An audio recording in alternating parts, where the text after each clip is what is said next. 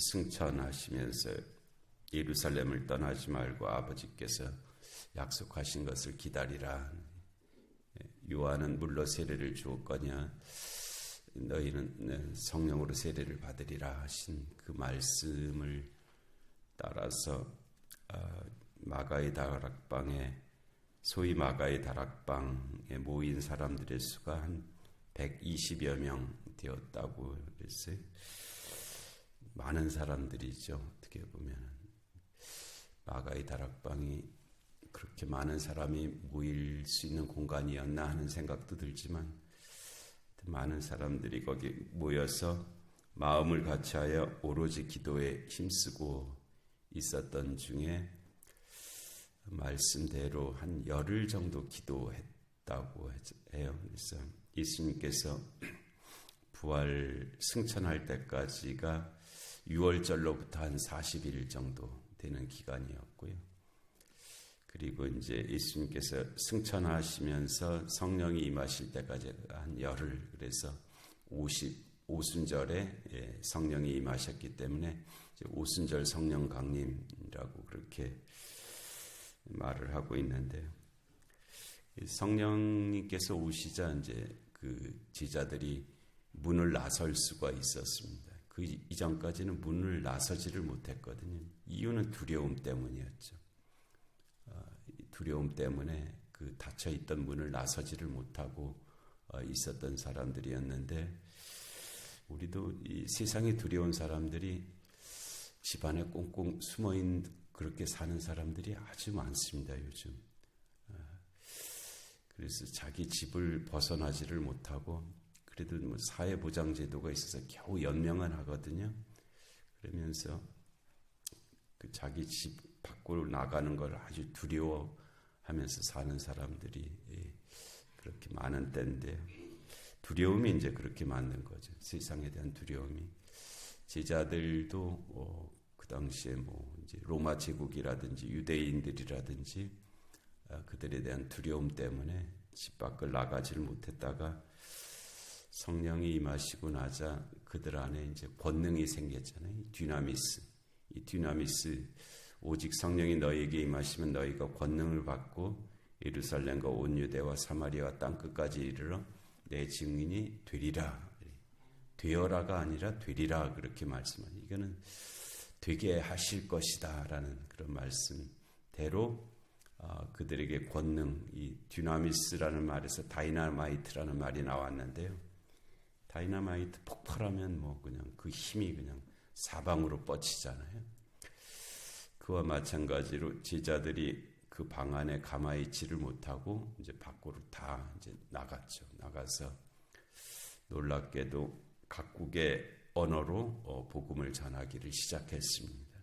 사람들이 뭐 어떤 사람은 술 취했다고 그렇게 조롱하던 이도 있었지만은, 베드로가 지금이 오전 9시인데 우리가 술 먹어서 이런 소리 하겠냐 하면서 그 유명한 오순절 설교를 했고, 그리고 그 다음에는 이제 그 권능 이루어진 권능 가운데 나면서부터 걷지 못하게 된 자가 예수의 이름으로 일어나는, 뛰어서서 걸으며 이렇게 하나님을 찬양하는 그와 같은 일이 있은 후에, 그 다음에 이제 그 베드로의 솔로몬 행각 설교가 이어졌잖아요. 그러니까 사건이 먼저 있고 그 사건을 힘입어서 이제 말씀을 선포하는 그런 양식으로 이루어졌는데요. 그래서 이 베드로의 솔로몬 행각 설교, 이 오순절 설교 후에 믿는 자의 숫자가, 세례받은 사람이 3,000이나 되었다.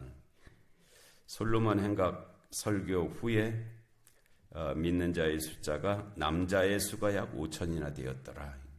엄청난 숫자거든요. 당시 한 예루살렘 인구가 한 4만에서 8만 명 정도 되었을 것으로 이제 추정되는데, 그런 거 감안하면 성령의 역사가 참으로 놀랍게 불처럼 일어났다 하는, 그것을 숫자적으로도 좀 이렇게 연상하게 하는 그런 말씀인데, 그렇다고 이 숫자가 이제 우리가 그것이 의미하는 바지 한 명, 두 명 세었다라는 말하고는 좀 다른 겁니다. 누가 세을 수 있었겠어요? 이거는 이 숫자를 통해서 의미하는 바를 나타내는 거지. 이게 뭐 정확한 인구 통계한 것처럼 뭐 그렇게 다 세어서 만들어진 결과다라고 그렇게 하는 것은 아니에요. 그렇게 되면은 이제 또 다른 생각을 할 수가 있거든요. 그거는 성경을 우리가 좀 잘못 읽는 것입니다. 그러니까 내가 알고 있는 전제, 우리는 다 전제를 갖고 살고 있거든요. 내 안에 이미 잣대가 들어있다는 뜻입니다.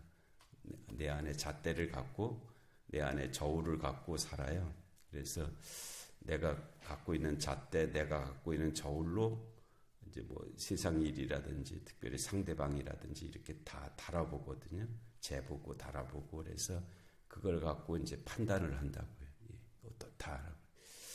근데 내가 갖고 있는 이 잣대하고 내가 갖고 있는 이 저울이 이게 아주 심히 부정확한 것들입니다.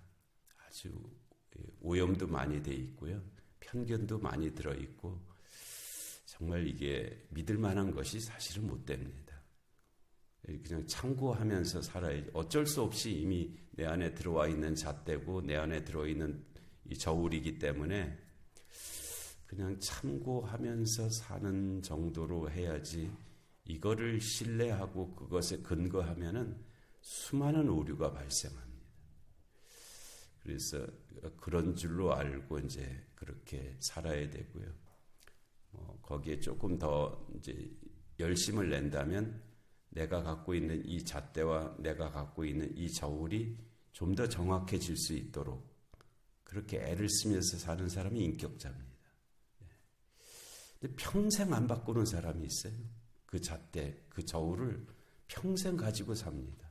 그래갖고 그걸로 이렇게 다른 사람 재보고, 아이고 이거 뭐 함량 미달이네, 뭐 이거 자로 이렇게 재보고, 아이고 이거 틀렸네, 뭐 이제 이러면서 산단 말이에요.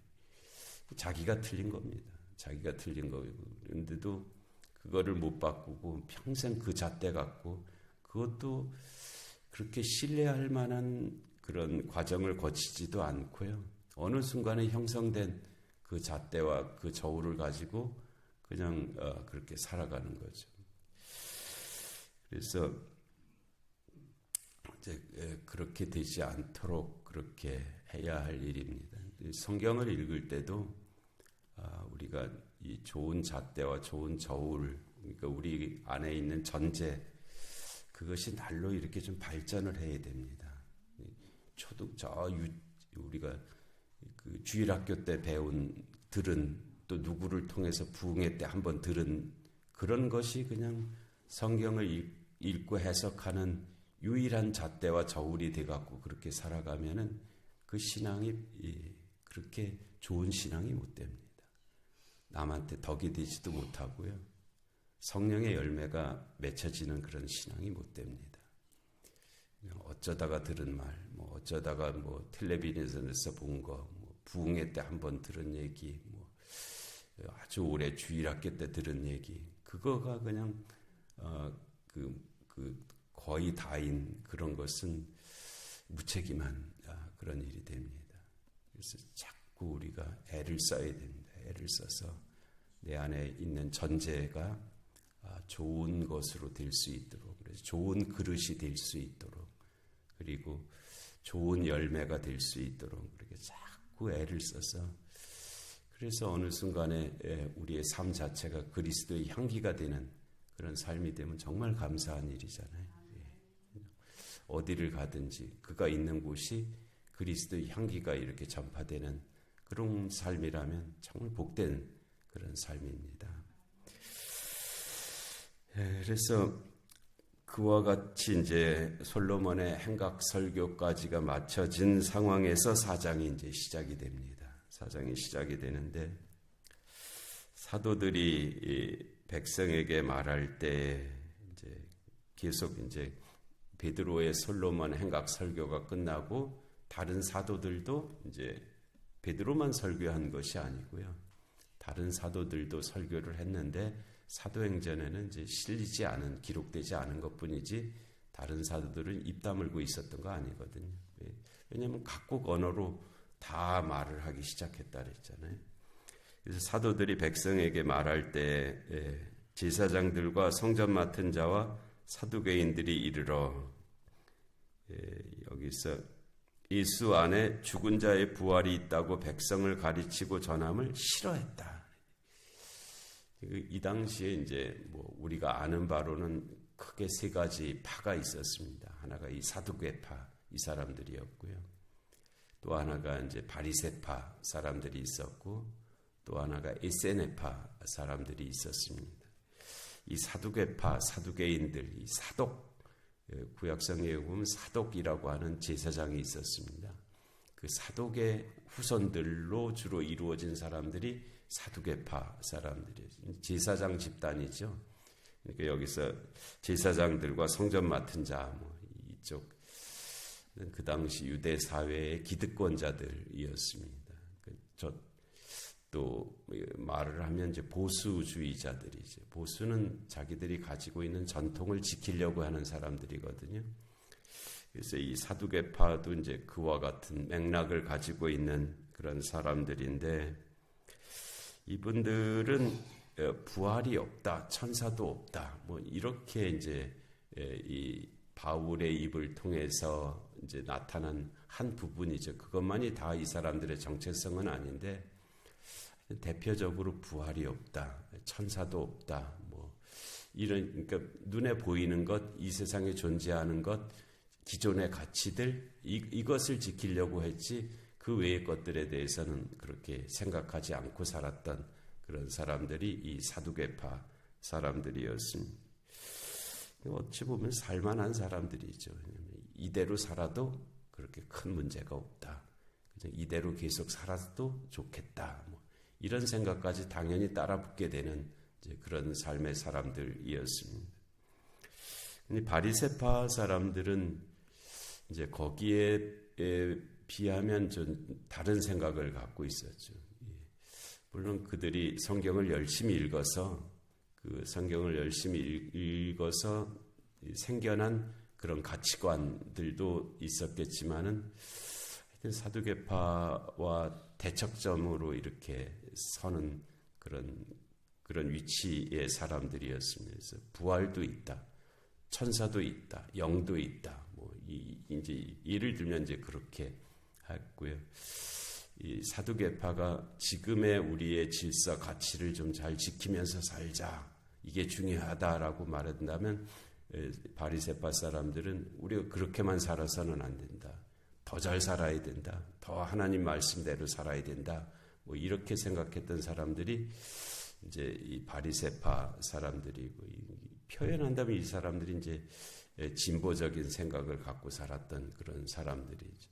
우리가 더 나아가야 된다는 거예요. 더 진보는 더 나아가야 된다는 거예요. 더 하나님께로 더 나아가야 된다. 이제 이런 생각의 사람들이, 우리가 여기에 머물러 있어서는 안 되고 더 우리가 다 나아가서 그 지점에서 그렇게 우리의 삶이 이루어져야 된다. 바리새는 그래서 구별하다라는 뜻도 가지고 있는데요. 지금 우리가 사는 이대로는 안 되고 더 구별된 삶을 살아서 그런 하나님 나라의 가치를 구현해야 된다. 이런 사람들이 이제 이 바리새파 사람들이었습니다. 에세네파 사람들은 이 사두개도 아니고 바리새도 아니고 우리는 이 세상에서 못 살겠다는 사람들이었어요. 도저히 이 세상에서는 이거를 하나님 믿는 거라고는 여길 수 없다는 거예요. 근데 이 세상 안에서는 도저히 우리가 못 살겠다. 그래서 따로 나가버렸습니다.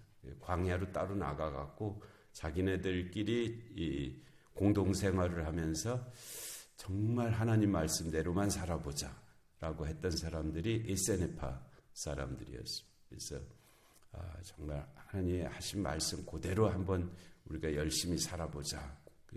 그런 사람들이 이제 에세네파 사람들이었죠. 그래서 그렇게 살았던 분들, 그런 흐름들이 있었던 때가 예수님 부활 승천 이후에 물론 그 이전서부터 이 흐름들이 주전 2세기서부터 시작됐었습니다. 그러니까 이 이스라엘이 이 바벨론 포로에 갔다가 돌아오고 나서 제2성전을 짓고 나서 그들의 그 신앙 형태들이 그런 쪽으로 이렇게 흘러갔어요. 그러다가 결국 로마에 의해서 완전히 망하고 나서는 그것마저도 이제 거의 끊어졌고 나머지는 이제 바리새파 전통으로 계속 이제 살아갔던 것이 이제 유대교의 역사인데요. 그 안에서 이 사두개파 사람들이 예수 안에 죽은 자의 부활이 있다고 백성을 가르치고 전함을 싫어했다는 거예요. 자기들이 갖고 있는 생각에 맞지 않거든요. 부활이라는 것이 예수 안에 부활이. 그래서 싫어했다는 거예요. 틀린 거잖아요. 그렇죠? 우리가 지금 보면은 그러니까 내가 좋아하고 싫어하는 것이 무엇에 근거하고 있느냐를 우리가 생각해야 됩니다. 매사에 그렇습니다. 모든 우리의 삶에 내가 좋아하고 싫어하는 것은 있게 마련이거든요. 내가 좋아하고 싫어하는 근거가 뭐냐? 그거를 늘 생각해야 됩니다. 그래서 그것이 하여튼 우리의 표현으로 하면 하나님의 말씀에 근거해서 하나님이 좋다고 하시는 것을 나도 좋아하고 하나님이 싫다고 하시는 것을 나도 싫어하는 삶이 될 수 있도록 애를 쓰는 게 믿는 거죠. 그것이 믿는 것입니다. 그와 같은 은혜가 함께 하실 줄로 믿습니다. 은혜로우신 하나님 아버지, 오늘도 귀한 새벽을 저에게 허락하시고 하나님 주의 말씀을 듣게 하시니 하나님 감사합니다. 이 말씀이 들려지게 하시고 주의 말씀에 따라서 저희들도 하나님 기뻐하고 감사하며 또 하나님 결단하고 또 하나님 그렇게 살아갈 수 있는 그런 삶들이 되게 하여 주시옵소서. 영육간에 공고한 환우들을 참으로 긍휼히 여겨 주옵시고 이 나라 이 민족 가운데 주님의 공의와 정의가 임하게 하여 주옵시고 전쟁과 기근과 질병과 재난의 땅들 가운데 주의 긍휼하심이 함께하여 주시옵소서. 이 새벽의 기도 가운데도 은혜 내려 주시기를 간절히 비옵고 예수님의 이름으로 기도하옵나이다. 아멘.